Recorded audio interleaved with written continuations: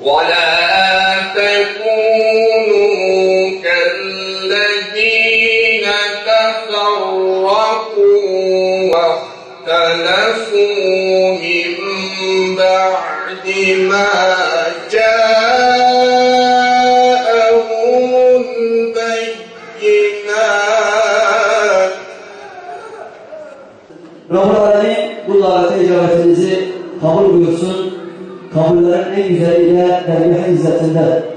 Evet sevgili dinleyenler, bugüne kadar görüşmüyorduk ama sesinizi işitiyordunuz. Tabi bizler de sizi görmüyorduk ama gönül dostlarımızdan kasıt iman kardeşliğine birleşmemiz muhakkak ki ve bugün bu programımız o birleşmemizin, o sevginin, o kardeşliğin bir göstergesidir. Bu şekilde kabul buyurun lütfen.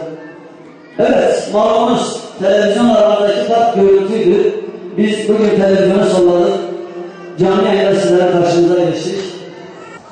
Yayın olarak Türkiye'de ilk defa Zazaca program yapma şansına sahip bir radyomuz. Yayınlarımızı genelde Türkçe, Zazaca ve Kürtçe olarak yapmaktayız. Önceliğimiz İslami bakış açısı ve İslami kültürel değerlendirmesidir.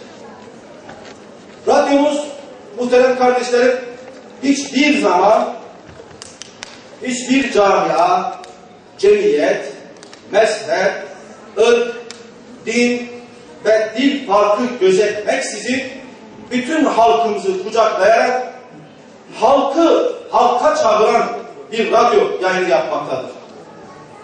Daima hakkın gür sesi olup halka hizmet anlayışıyla hareket etmektedir. Bundan dolayıdır ki en büyük sloganımız bu radyo hepimizin ve ümmetin yükselen sesi Bingöl FM sloganı olmuştur.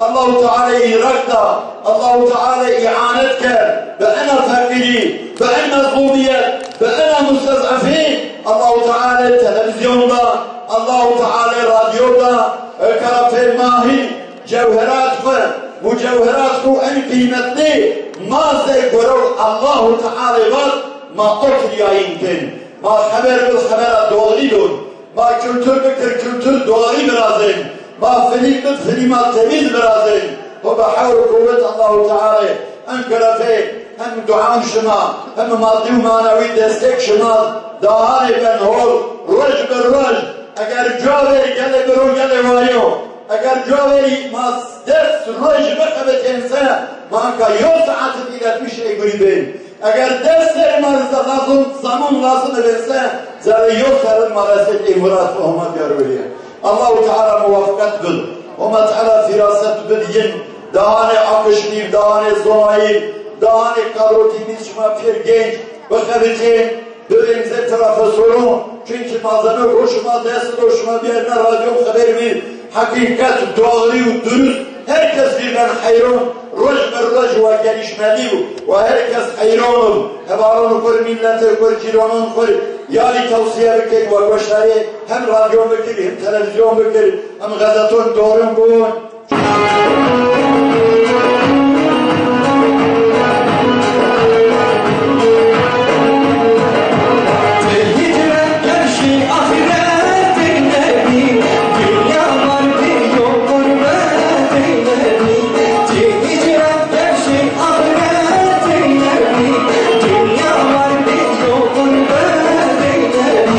Joy, my chin, no, take away.